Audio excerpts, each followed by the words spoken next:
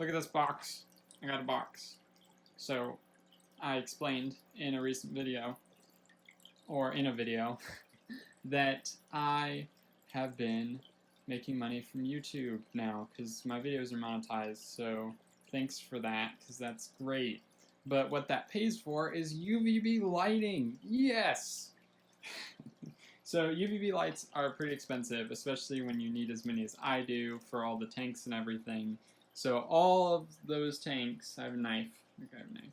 All those tanks are going to have UVB light. I'm changing things up. So all the 4-foot shop lights, that one already has one. Charlie obviously already has one. The crust geckos are going to have one. That one will have one, and then the turtle tanks will. So then the whole tank is getting UVB as it should be. So that's going to be really great. So here, I think these are all of them. I ordered a lot. I ordered like 6, so this might not be all of them, but we're going to find out. So, obviously, since this is an unboxing, if you were unaware, you have to have a really sharp, crazy-looking knife. And, I mean, this one's pretty crazy for me anyway. Because if you just had a normal knife, then it wouldn't be a proper unboxing. So, I'm going to figure out how to put it back. There we go. Safe. Okay. Yep, these are all 6. I ordered 6 4-foot UVB lights. And these are the Reptiles 5.0. I would have gotten the 10.0, but I couldn't find any. And the 10.0 are just better, so in the future that's what I'll order. And basically, the only difference that I know between the two is that the 10.0 go down farther. So, like there's a chart, there's a website that has a chart for ZoomEd that shows how far all of their types of lights go down into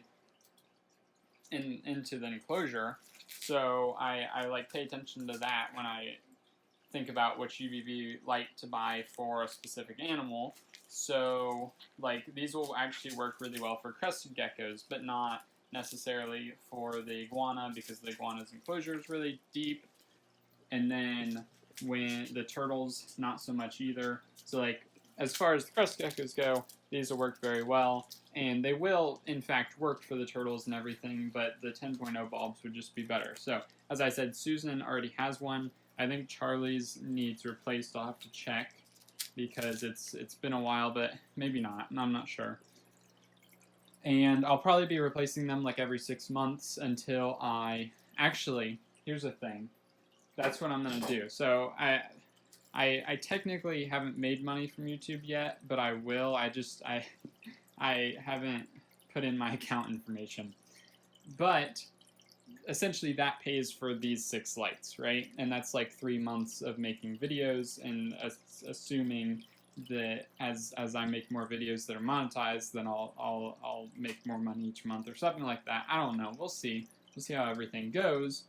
But I'm going to buy a UVB meter. That's the next thing. So besides, I'm going to have to buy these every 6 months, which is fine. And I would be doing that anyway, so it's just an added bonus, which I think is awesome. But I'm going to buy a UVB meter, so I don't think that's what it's called. It's called something else, but it's like some type of thing that you can put under the light, and then I'll be able to know if a bulb's actually producing UVB light, and that'll save me like a ton of money, so then I'm not throwing away bulbs that are working every 6 months if they are in fact still working. So in the long run, it'll actually save me a lot of money. But they're like $200 or something like that, so they're an expensive little gadget, but really helpful when you have this many reptiles and that type of stuff. So I'm really excited about this because I always I'm excited about getting more UVB lights, I guess, for some reason, but I think that's pretty cool. I'll just kind of set them here and deal with them later. But as I said, they will be going on everything eventually, not right at this moment. Like this one, it would be detrimental if I put it onto this one because that would potentially hurt Teddy because it'd be too close. But in their actual large enclosure that I'm going to be building, then I'll adjust it so it's the proper distance, because there's a few inches close to the light, and that's like hurtful to any reptile. And then from there, you know, it kind of like goes down as it goes down. It is better for each individual species. So something like a crested gecko should be like 10 inches away from it, and that's like where it is. But in this super tall enclosure, it'll have, you know, it'll be able to adjust itself and be wherever it needs to be close enough to it. So like Charlie, that's why I tried to make the basking area so it's like the proper distance. And then the same thing with these. And that one, I'm keeping this setup the same as it is and just adding one to there, which is going to kind of be useless for a while because the turtles can't get it, because it does go through water as far as I know. So like fish can even benefit from UVB light and stuff. Like arowanas can get a lot prettier, but I don't really, you know, it's not like important for fish or anything. So the turtles won't be too affected by it right now because of that. But like in this tank, they will be. And I'm actually going to be changing this up. So there's like a certain basking area. I'm going to move this to the middle, and then they'll have her basking over here under this, and then his basking over there under that. And then I won't need this here, and that will be how that will how that will be. And that right there will be moving up onto Beth's tank. So then she'll be getting UVB, and then I'll be getting her a deep heat projector probably, or some other type of system that produces heat in a different way, because apparently heat is different as well. So I'll be doing that, and I'm hoping that that'll help Beth become more active and stuff like that. So UVB, it's fantastic and very much needed. And babies.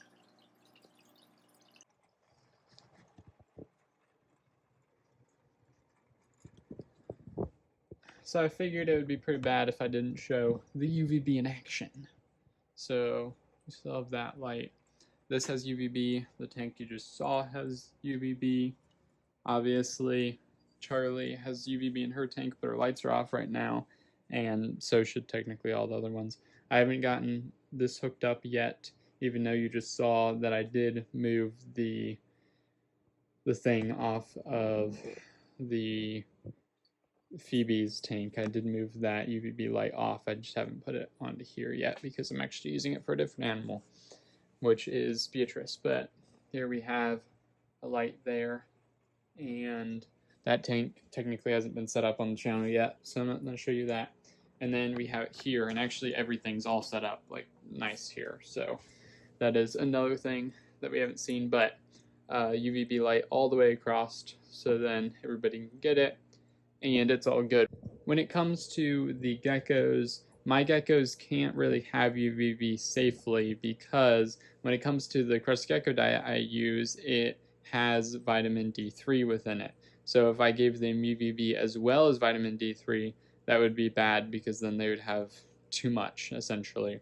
So I will not be using UVB, and the enclosures that I'm creating it will actually be glass on top, so I wouldn't be able to use it anyway. So that is why I will not be using UVB with my crested geckos. But as I said, I will eventually use it with my leopard gecko, and then it will be on everybody but the crested geckos, which I don't think is the biggest deal. Obviously, they do just fine without it, but it can be beneficial. So if you want to do that, you can do that. Just make sure your food doesn't contain any type of vitamin D3, because as far as I'm aware, they can get too much of that, and that would be a bad thing to some extent. So it seems that everybody's doing well. I mean, you don't notice like an automatic difference, not with turtles anyway. With turtles, UVB is a must. And to sum it up really quickly, what UVB lighting does is it helps them synthesize vitamin D3 within their bodies, which then turns into a hormone, and then it turns into the activated hormone that then controls the amount of calcium they consume from their diet.